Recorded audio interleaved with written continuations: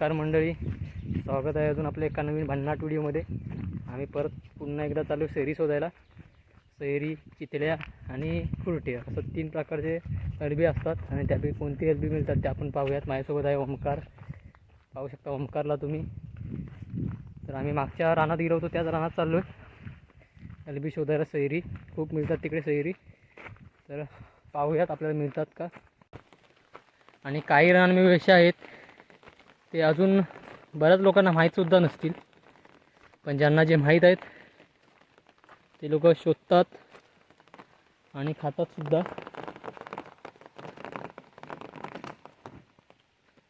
तर हा आपला रस्ता बनवला आहे नवीन.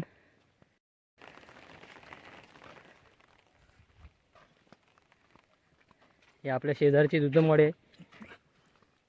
दुधमवाडीत आपण वर चाललो आहे रानामध्ये.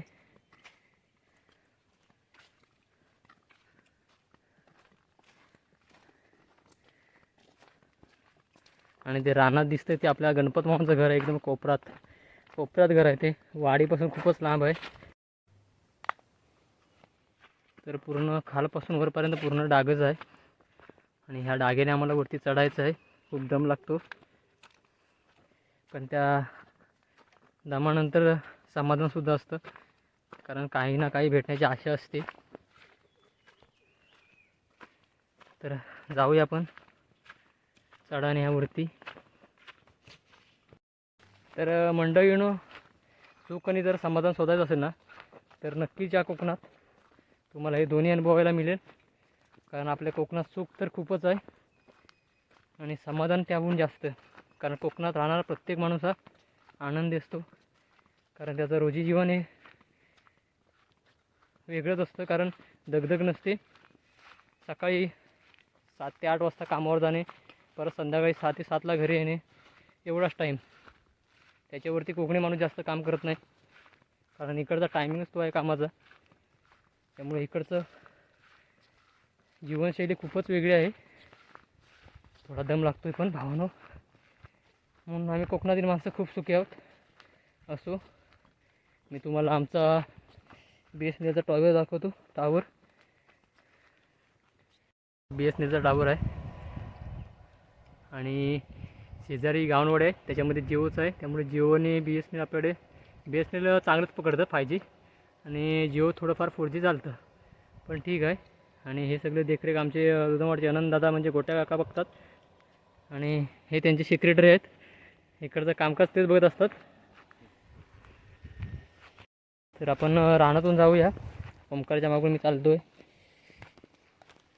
सुरुवातीला आलो तेव्हा मी पुढे होतो, कारण वाट मला माहिती होती आणि आता ओमकारला ती वाट माहिती आहे, त्यामुळे ओमकार पुढे चालला आहे. रानातूनच वाट आहे, वाकून जावं लागेल. पण आजचा खेळ काय माहिती आहे काय, आम्ही जो पिशव्या घेऊन आलो आणि पिशव्या आणल्यावर तुम्हाला माहिती आहे काय भेटत नाही. पण बघूया, जर भेटले तर भेटले. त्या दिवशी आम्ही पिशव्या काय नव्हतं घेऊन, व्हिडिओमध्ये बघत असाल तुम्ही, पण आज पिशव्या घेऊन आलो आम्ही. मिळतील या आशेवरती. आज मिळणार नाही असं मला शक्यता तरी वाटते. रान अरण्य खूप आहे आता, पूर्वीसारखी कोण शेती करत नाही आणि पाऊल वाटेने चालतसुद्धा नाही, त्यामुळे भयंकर रान वाढलं आहे.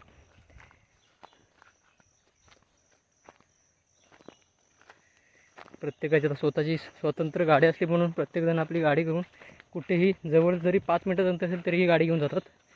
त्यामुळे जंगल आता साफ नाही होत, पाऊल वाटेने कोण चालत नाही. बॉल आहे हा तिचा. आणि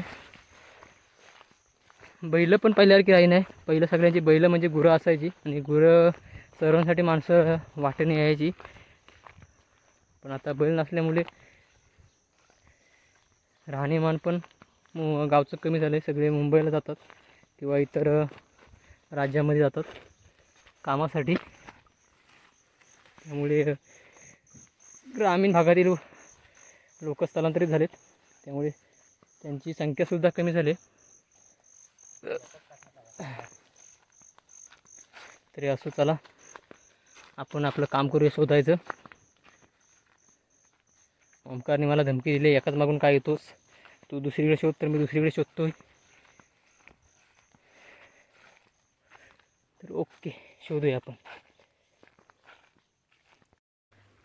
आम्ही त्या दिवशी आलो होतो तर ह्याच ठिकाणी आम्हाला 25 ते 30 मिळाले असतील.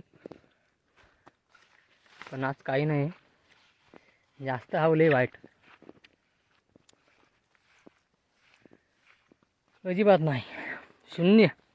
गाडी काय बोलतात, प्रगतीपथावर नाही, शून्य प्रगतीपथावर आहे. लोकांची तोंडा बघा, नाराज, सामसूम, शांत. असो, एखादा दिवस जातो, मिळतसुद्धा नाही. पण आपण हार नाही सोडायची, अजून शोधूया आपण. इथे पण भेटल्या होत्या. ओमकार चालला तिथून. असतील तर मिळतील, नाही तर नाही मिळणार. बरोबर, साहजिकच आहे. काय होता मग. हां.